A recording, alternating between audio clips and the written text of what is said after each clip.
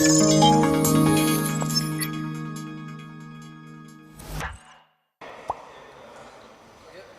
regelst du.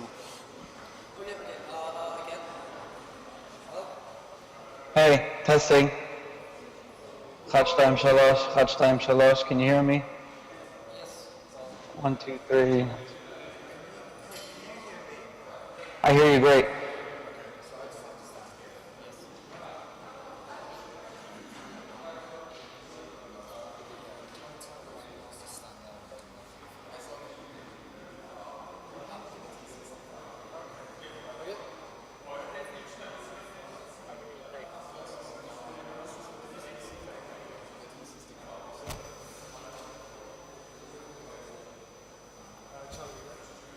Yeah, I'm ready.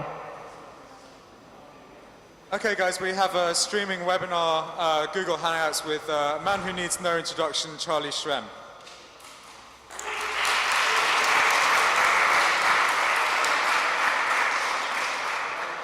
Thank you. Can everyone hear me okay? So I figure you guys have had probably a really long day at this awesome expo, and you've gone through a lot of technical analysis and about all different subjects, from altcoins to side chains to mining to everything under the sun, and you guys look a little bit kind of tired. So we're gonna take a little bit of a lighter subject here. You know, everyone can kind of lean back and relax. And I want to talk more about a fun subject, a subject that's not really talked about more, which is the Bitcoin community, which is really what powers Bitcoin, and what makes it, and what has made it to where it is today, actually. You know, a lot of people don't really talk about that enough. We talk about the price, and a lot of people listen to me, well, Charlie, why has the price gone up so much in the past 3 weeks? And everyone is coming through with all this technical analysis and all these different ideas. But the fundamental reasons at the end of the day is the community. It's the companies that are powering the Bitcoin protocol and building on top of it, and all the amazing ideas that have been coming out of it. And really, at the end of the day, you're not going to run a company, you're not going to work at it unless you know the community is behind you, unless you know that people really like your idea and your friends, and you know that you can travel anywhere in the world like you guys just did. You're here in Vienna, and it's the community. And it's funny because back in 2011, maybe like 20 people in the whole world knew what Bitcoin was. And one of the first places I traveled out of New York City to hear about Bitcoin and to learn and to meet other Bitcoiners was Vienna, Austria. I remember in 2012, early 2012, late 2011, Mycelium, Legion Technologies, invited a bunch of us out, a bunch of the people, including Gavin, Nate from Bitstamp, all the different Bitcoiners, Amir Taki, kind of the people that were really aggressively involved. And a lot of us have kind of talked every day online, but never physically met it in real life. And one of the first things Sasha did, Alexander did, was he took us on a Segway tour. And he took us around and he said, guys, you have to meet each other in person and really get to know each other. He took us for dinners, and it was a lot of fun. Like, you know, I'm a Bitcoin pioneer. I think I call myself an apostle of Satoshi Nakamoto. I'm a crusader for a new, better, tech-driven society. I'm a dreamer, right? I'm really pissed that the poorest people get screwed the hardest. And I'm sick of the fee-sucking middlemen like Visa, MasterCard, American Express, when the technology really exists to make them obsolete. It makes no sense. They add not much value. You know what? It's a privilege to fight these battles. We're smitten by this purpose, by our freedom to cooperate with like-minded people like everyone sitting in the audience, by this brotherhood that embraces technology as a fix to solve the world's problems. Bitcoiners, we're a new breed of techies. We are. We're not like the techies in the 90s and the early 2000s. We're a new breed. We're colorblind. We don't care about religion or nationality. I challenge you to find a more open and accepting community. We're ripping out the guts of the whole financial infrastructure, and at the same time, why the hell not break down social barriers too? And that's really what I love about this community, that everyone is involved. I met one of my best friends, Thomas, who's actually sitting in the audience, through that Vienna trip. And when I got arrested, I fell into a slight depression. He was the first person on a plane traveling to New York to stay with me here because I needed my friends to surround me, my Bitcoin friends, and it was really such an amazing thing to do, so thank you. Another example, just the other day, someone who's Dimitri, who is coming on this trip to Vienna, calls me up or just sends a message on a Skype chat, and he says, does anyone know where I can park by the airport? I don't want to pay this $40 a day fee. And I said, well, hey, come park by my house. We barely met in real life. Come park by my house. You can leave it there for a week, and I'll drive you to the airport, and we'll go for lunch, and no problem. And I think we've met maybe once or twice ever, but we talk online every day.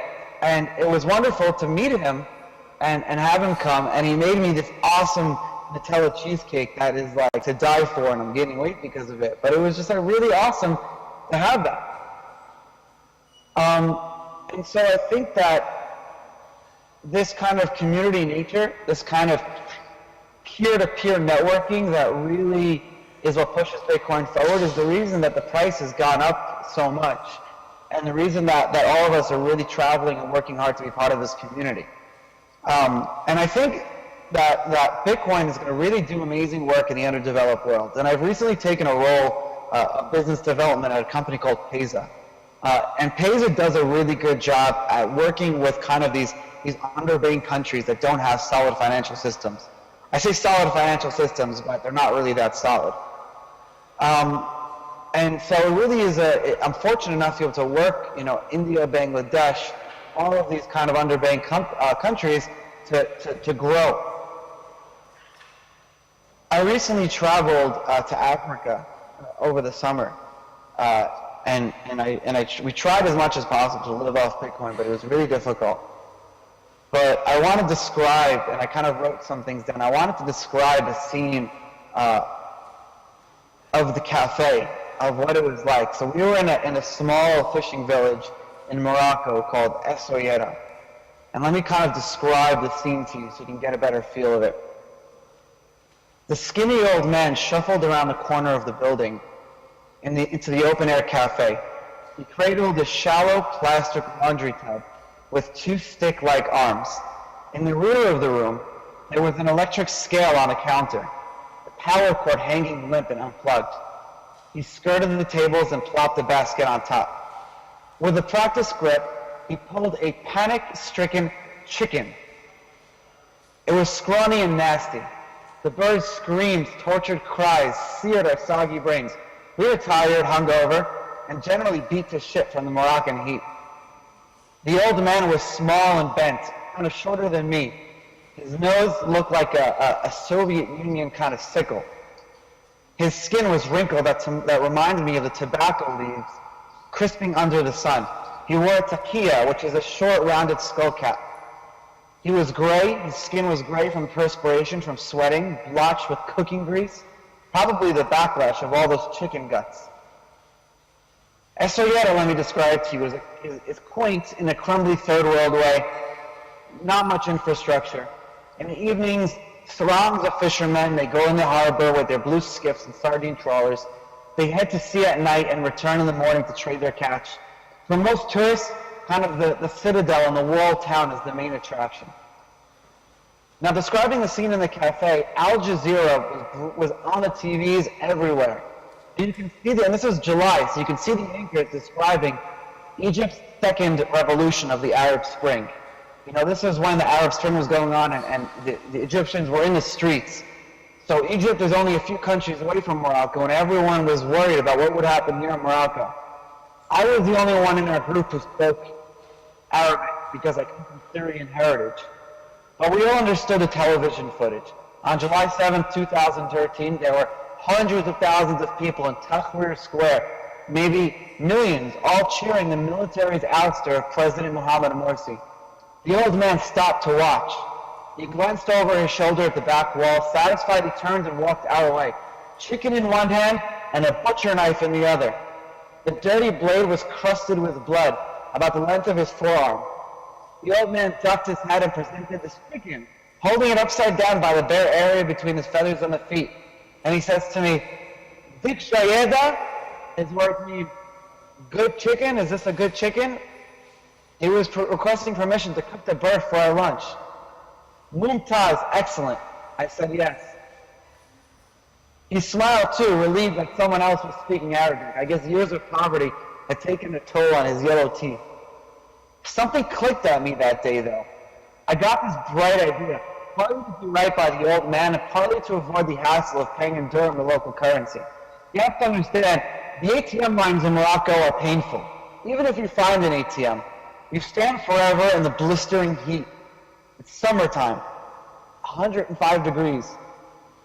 The machines run out of money, and even if you soldier through the wait to find a machine, you can't even take out more than like $200-300 at a time, and then you have to wait even longer. It's ridiculous.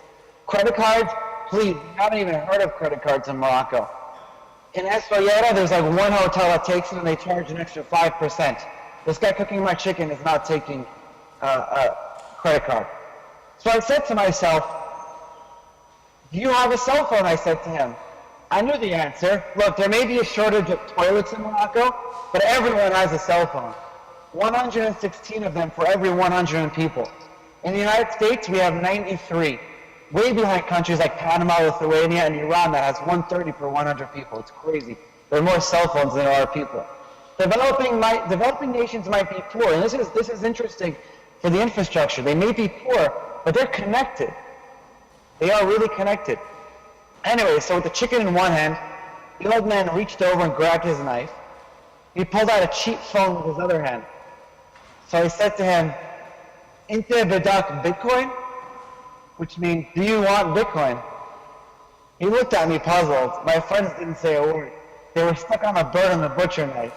I pulled out my iPhone, happy to have it still because someone tried to mug me in Marrakesh and I had to punch him. It's a long story. So with my forefinger, I opened up YouTube and I pulled out the We Use Coins video in Arabic, and I explained it to him and I let him watch it, what it is, where to buy it, how with local Bitcoins you can exchange it to any currency in Africa. And he said he has family in the southern part of Africa, and I explained to him how then he can use this Bitcoin to send it to them. And he doesn't have to take his cash, pay 10% to convert it into internet money, and then send it to them, pay another 10%, and then have them pay more 10% more to convert it back. Now that it's already on the internet, you can send it to them and save 20-30%. And he was like, whoa, you can actually do this. So we looked at him and he said, what now I said, can we do this? And he said, What does mean? So in Arabic means yes. Okay, he agreed to take my Bitcoins. Look, this was another victory in the global monetary revolution, my friends. The old man, another convert to our cause. Bitcoin is breaking down barriers and breaking down borders between our countries, putting pressure on the fees charged by middlemen, making ordinary people question the future of banks. Honestly, I wanted to pump my fist and cheer like the people in the Egyptian square, to teleport all of you guys, all my Bitcoin friends, to this place, this moment, this small victory for a better way of doing things. I wanted to give the old man a big hug, but that's not exactly wise when the Moroccan cook is holding a long, scary knife. Instead, I asked him, what's your phone number? He told me. I texted him Bitcoin on the spot. 6 seconds, and ping, it showed up on his display. Look, no government imposed currency controls, no middlemen siphoning off a percentage of our money. Paying for a meal with Bitcoin may seem like an insignificant event, but to me, it was everything. Two guys cooperating freely, peer to peer. A Muslim and a Jew in a Moroccan city contributing to each other's quality of life. No political barriers, no social barriers, no judgments, no preconceptions. Just simple transactional culture. Could things be that simple? The old man was happy. Me and my friends were happy. The chicken was the only one that lost out in that situation. But I tell you, it was the best damn rotisserie I have ever eaten. And that's my story of the chicken in Morocco. So I mean, I have tons of stories like that, and you know, I've traveled fortunately all over the world for Bitcoin, and it has been such an amazing ride so far. And so this house arrest hurts a lot. But at the same time, I know we're fighting and we're going to make it work, and we'll all triumphantly come out of this really okay. So all I can say is what the Latin phrase is, vides e numeris, strength in numbers. Strength in numbers, we will all succeed, and Bitcoin will be at 10,000 someday, and we'll all be rich and hanging out on someone's yacht and having a great time. So thank you guys all for having me today.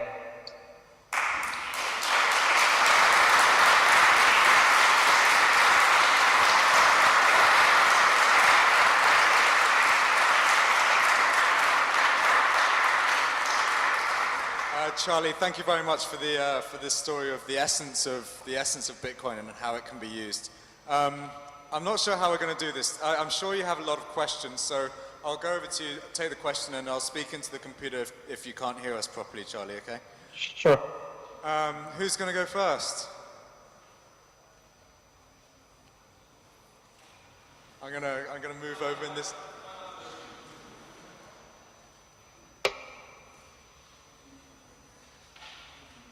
Anyone have any questions on the story, or I have a question in this case. So you've left someone in a country in Morocco with Bitcoin. What do they then do with that Bitcoin without an off ramp into fiat? Good question. So I explained to him that he has family, or he explained to me, around the world. And I explained to him that he can use, and I showed him local Bitcoins, which is translated into tons of languages. And we actually found someone in Marrakesh and in other cities, in Casablanca, that he can change Bitcoin for local currency. And I gave him enough of a tip to make him want to take it.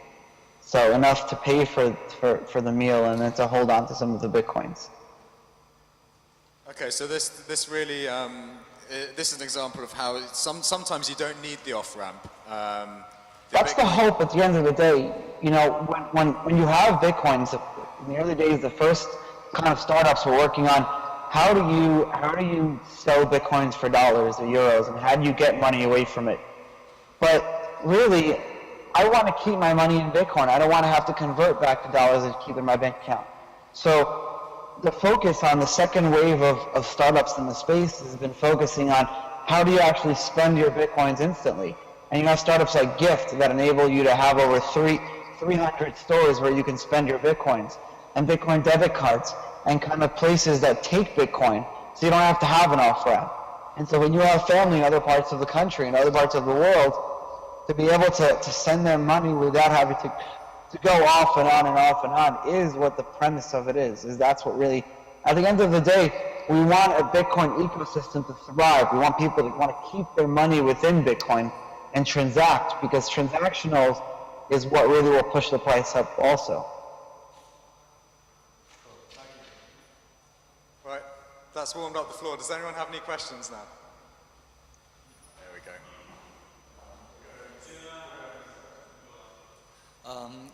Thanks a lot for your story. I really appreciate it.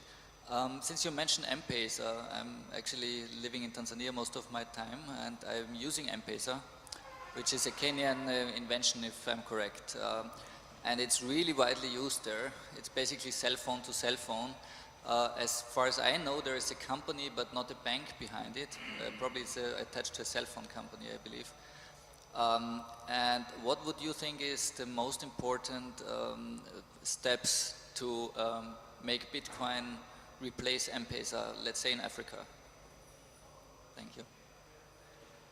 Did you hear that? I heard everything up until the last part of it. Can you just repeat the last part of the question into the computer? The question per se is, what do you think would be the most important steps to make Bitcoin the M-Pesa for the third world, or especially Africa, to basically... That's a great question.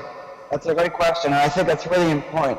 And so, I have a friend who lived in Kenya for many years, and he has a friend, and he said, Charlie, my friend lost his life savings 4 times in his life so far. And I said, what do you mean he lost his life savings? In investments? He lost his money? He said, no. One time, he lost his life savings from a corrupt policeman, and 3 other times his house was robbed. And I said, well, why is he keeping his money at home? What's the deal? He said, Charlie, there's less than 5% of Kenyans that actually have bank accounts. There's no financial infrastructure. He doesn't have an ID card that he can go open a bank account, and even if he does, they charge crazy amounts of money. And I said, this is ridiculous. This is a guy who works every day, and all of his money was just robbed. Life savings, everything. And so thankfully, it's fairly easy to set up cell phone towers and to build the cell phone infrastructure. So companies like M-Pesa have really worked hard to allow cell phone credits, cell phone airtime to be used as currency. That has been an amazing thing, but they still charge a lot of fees. And M-Pesa only works in some countries. The key is to expand it. The key is for someone in America to be able to buy an M-Pesa credit or to buy airtime and then send it to their family in Kenya for remittances, or to be able to work for a company based overseas. That's what will really grow it. So you have companies like Bitpesa that are trying to do just that. So to answer your question, I think that companies need to really utilize the Bitcoin infrastructure, but they need to make them global. If you're just making it within Kenya or within one country, great. M-Pesa does that already. It's fairly cheap to do it. But if you can make it free to send money from Kenya to South Africa, to Egypt, to New Zealand, to London, to America, to Argentina, then you have something that can really be utilized. Because then you can be a developer living in Nairobi, and then you can work for a company based in London, and they're not going to have to worry about how they pay you, and they'll hire you. And then that will help push the economy forward, not just the Kenyan economy, but also the Bitcoin economy. And I think that's really what's important to do. So we need to really build that infrastructure out. We need to really build those companies out. And so I know that there are a lot of venture capitalists that are looking to invest in companies that are kind of based at underdeveloped countries. So I think it'll work really well. Thank you. We had a couple more over here.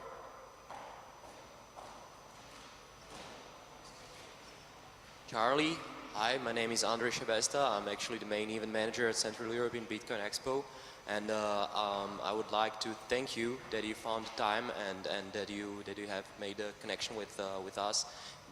We had a webinar, and I know that the great work did Jana with all the negotiations, and we are lucky and we are very grateful that you found time, and actually thank you very much for your speech. Can you repeat the question into the computer? Just a quick question. I'm an Irishman in Vienna, so... I still can't hear it. Can you hear? Can you hear? So the previous comment was to thank you from the organizers for joining us. My pleasure. Thanks for having me. And now I think we have a question. Okay, question is, if he's allowed to comment, what evidence does he have that the prosecutors are attacking him as intimidation as opposed to breach of money laundering laws? Did you hear that? If he's allowed to comment, I don't No, know. sorry. If you're allowed to comment, we would like to know if there's intimidation involved in what's going on with your personal case, or if you actually breached real law, if you broke real laws. Is that right? Yeah, at this stage in my legal situation, I shouldn't really comment because there are a lot of wheels in motion regarding my case, and I wouldn't want to disrupt any of that. So if you give me a few months, I can kind of answer that once this is over. So any more questions on Bitcoin or altcoins or the ecosystem or what we should be doing next? I've given extensive a few interviews more about that subject. I shouldn't have, but I did them, so they're on the internet. There are two good ones. There's the Jeffrey Tucker YouTube interview, and then there's also the Let's Talk Bitcoin with Adam Levine interview that I did. It's called The Captive in the Mountain. And I think those are both really good and discusses more my case specifically and kind of the legal ramifications of what's going on. So let's talk Bitcoin. Any other questions from the audience? I wish I could be in Vienna with you guys. Make sure you eat some Wiener Schnitzel for me, and just, I love that city. I love that city. Nash Market, everything. It's such a great place. So, in your opinion, Charlie, what do you think of US as a jurisdiction for Bitcoin businesses to operate? I mean, is there a risk of unreasonable intimidation from government officials? So this is a question around US regulations on Bitcoin itself. Is there any degree of intimidation that you're seeing on Bitcoin companies and the ecosystem? I guess this is as opposed to... Yeah. I was just plugging in my ankle bracelet. I have to charge it today. So regarding regulation in the U.S., I think the U.S. is one of the most difficult countries to get licensing. I don't think there's intimidation, but imagine a puppy trying to climb a staircase. And imagine European countries, the stairs are very small, so the puppy can go staircase to staircase to make it up. Now imagine that United States a really big stair, and the puppy can't really make even that first step. You need over 40 licenses, a lot of money. There are very few companies that actually have all licenses. But thankfully, we've seen the negative and we've seen the positive in this country. America is a very polar country, which is what makes it America. You've seen some senators come out and say we need to ban Bitcoin, it's really bad, blah blah blah. But then you've seen a lot of progressive and proactive politicians and lawmakers say we know Bitcoin is here to stay. We know the regulations are very difficult to onboard, and we're going to work on it. Like Benjamin Losky of New York, I think I really commend him, and I've commended him before, of the state of New York to really being proactive and engaging with Bitcoin communities on actually making regulation work. Look, I was painstakingly naive. I was naive in thinking that it would be easy to get licensing and to work with the government, and it's not at all. But it's something that you must do, no matter what country you're in. I think it's really important. So, I mean, look, at the end of the day, I always say that the laws, you have to, look what Gandhi said, you have to either work on them, follow them, or become a politician and work to change them. That's really all you can do, because if you break them, you're going to go to jail. Fair enough. Thank you very much. I think on that note we have to close. I'd just like to say thank you very much again for joining us. We wish you could have been here as well, but I think this video was good. All right. Thank you very much. Thank you.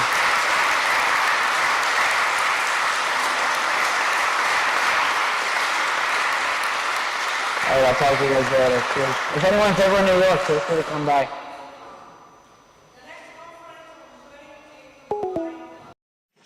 Thank you.